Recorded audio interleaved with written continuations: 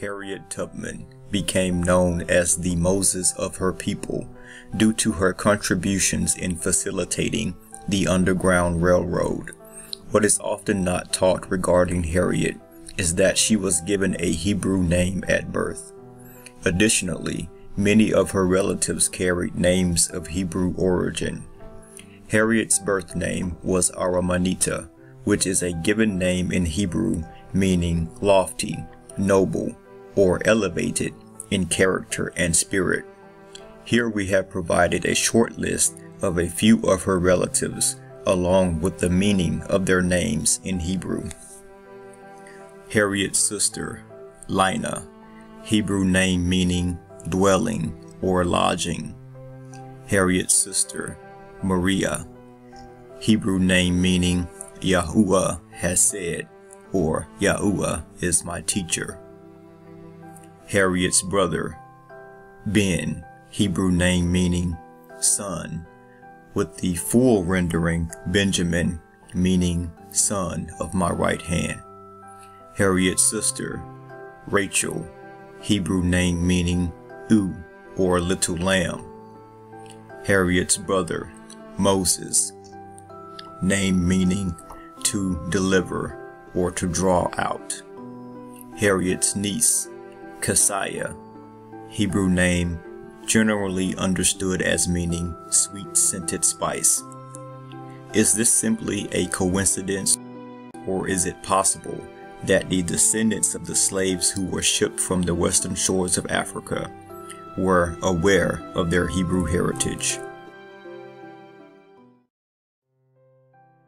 The first African Baptist church, constituted in 1777, is known as the oldest black church in North America. This church, which is located in Savannah, Georgia, operates as a museum which displays memorabilia dating back to the 18th century. The current church building is located in the Savannah Historic District of Franklin Square and was built in the 1850s by both free African Americans and slaves. What we find most unique and interesting about this building is that the upstairs balcony contains some of the original pews made by the slaves. On the sides of the pews are what the church historians describe as cursive Hebrew.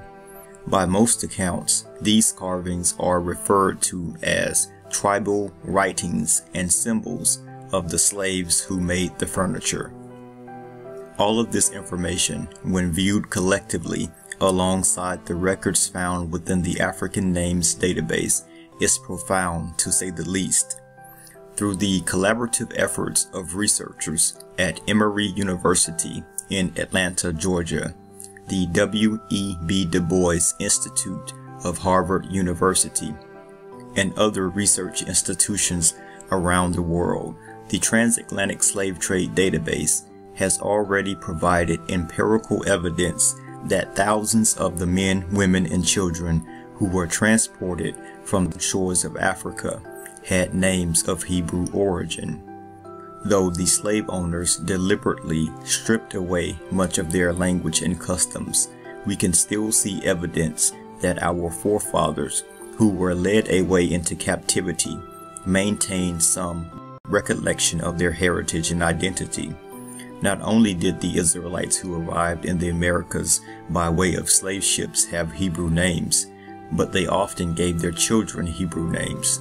They established communities as Israelites, and they engraved evidence of their cultural identity into their early places of worship.